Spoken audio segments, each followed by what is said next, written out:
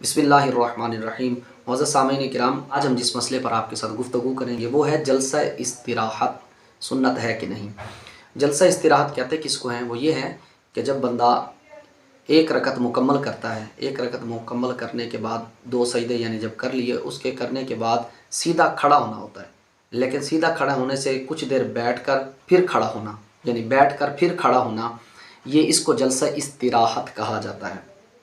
बाज़ हज़रात ये कहते हैं कि जलसा इस्तिराहत ये सुन्नत है, जबकि अहादीस तैयबा की रोशनी में हम जानेंगे ये सुन्नत है कि नहीं। ये बुखारी शरीफ की हदीस नंबर 6667, मुस्लिम शरीफ की हदीस नंबर 1110, निसाई शरीफ की हदीस नंबर 1053 और जामे तिरमिज़ी की हदीस नंबर 2072। इन अहादीस 4 किताबों के अंदर सियासता की इन किताबों में जहाँ पर भी नमाज का तरीका बयान किया गया वहाँ पर जलसा इस्तिराहत का जिक्र नहीं है।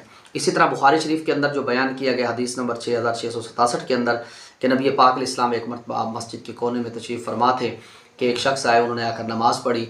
नमाज़ पढ़ने के बाद आकर इस्लाम की बारगाह में आया, आकर सलाम किया तो आकर इस्लाम ने उनसे फरमाया कि जाओ लौट जाओ अपनी नमाज़ दोबारा पढ़ो। दूसरी मरतबा भी आए, आकर इस्लाम ने ये फरमाया। तीसरी मरतबा भी ये फरमाया कि तुमने नमाज़ नहीं पढ़ी, दोबारा पढ़ो। अब तीसरी मरतबा पर उन्होंने अर्ज़ की कि हुज़ूर आप मुझे सिखा दीजिए। तो नबी पाक अलैहिस्सलाम ने उन्हें पूरा नमाज का तरीका सिखाया। उस पूरे नमाज के तरीके के अंदर जहाँ आपने सिखाया वहाँ पर जलसा इस्तिराहत का जिक्र बिल्कुल ही नहीं है। मुसन्नफ़ के अंदर ये रिवायत मौजूद है, हज़रत इब्राहीम नख़ई से रिवायत है। आप फरमाते हैं काना इब्नु मसऊदिन फिर रकअतिल ऊला व सालिसा ला यक़ूदु हीना युरीदु अन यक़ूमा हत्ता यक़ूमा।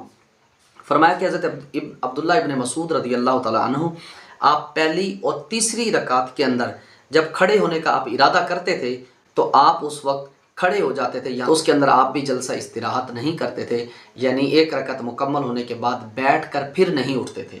तो ये अहादीस की रोशनी के अंदर हमने देखा एक रकत मुकम्मल हो फ़ौरन खड़े हो जाना चाहिए। अल्लाह पाक हम सबको अमल की तौफीक अता फरमाए, आमीन।